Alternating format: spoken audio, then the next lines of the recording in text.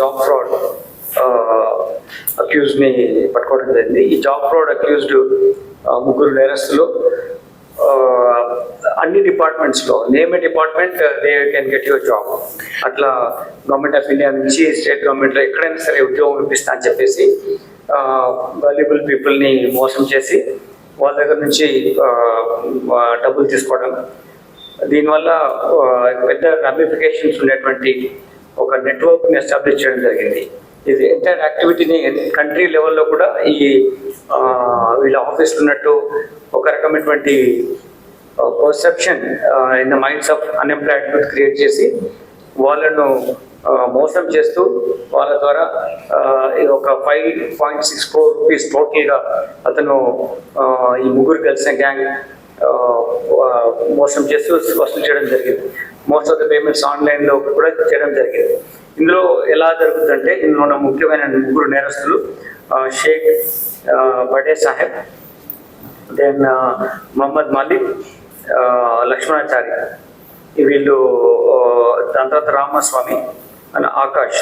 ఇందులో మనకు షేక్ బడే సాహెబ్, లక్ష్మణాచారి, రామస్వామి ఈ ముగ్గురు నేరస్తులు మన దగ్గర మనం పికప్ చేసాం.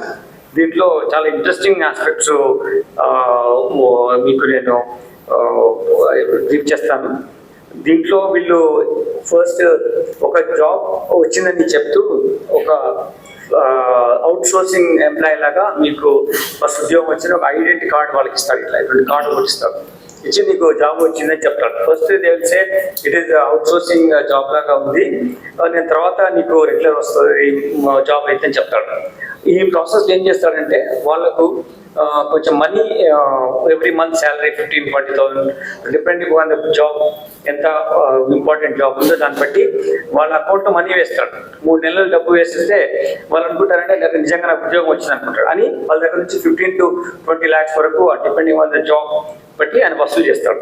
సో ఈ వసూలు చేసే ప్రాసెస్లో వాళ్ళు ఇంకా నాకు ఇంకా అపాయింట్మెంట్ లెటర్ కూడా ఇస్తాడు, కానీ ఆ ఉద్యోగం అవన్నీ చేసుకోవడానికి జాబ్ కంటెంట్ ఉన్నటువంటి ప్రొఫెషనలిజం నాకు రావట్లేదని అడిగినప్పుడు ఈ వాళ్ళు ఫోన్ చేస్తుంటే ఫోన్ స్విచ్ ఆఫ్ చేసి వీళ్ళు అప్స్పాండ్.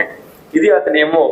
దీంట్లో ముఖ్యంగా ఇతను చేస్తుంది ఏంటంటే డిఫరెంట్ డిపార్ట్మెంట్స్ నుంచి కూడా అతను ఇన్కమ్ ట్యాక్స్ డిపార్ట్మెంట్ నుంచి, దాని తర్వాత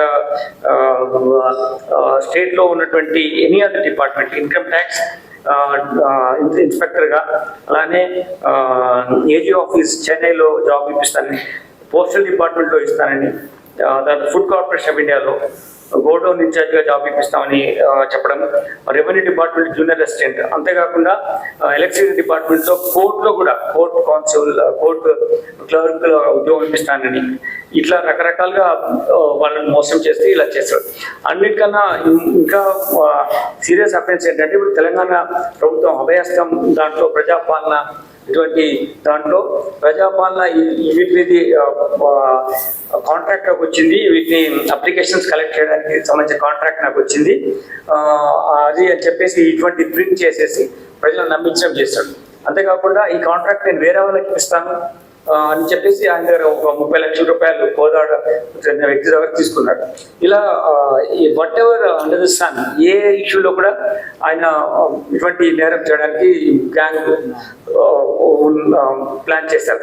వీళ్ళు ఇనిషియల్లీ ఇటువంటి చిన్న చిన్న సాఫ్ట్వేర్ సొల్యూషన్స్ దాంట్లో ఉద్యోగం చేయడం, సరూర్ నగర్ దిల్సుఖ్నగర్ ఏరియాలో పనిచేయడం, దాంతో టెక్నికల్ ఎక్స్పర్టైజ్ కొంచెం తీసుకొని ఇటువంటి ఫేక్ సర్టిఫికేట్స్ క్రియేట్ చేయడంలో ఒక అవగాహన తెచ్చుకొని దాని తర్వాత వీళ్ళు సొంతగా ఇటువంటి యాక్టివిటీ చేయడం మొదలుపెట్టారు.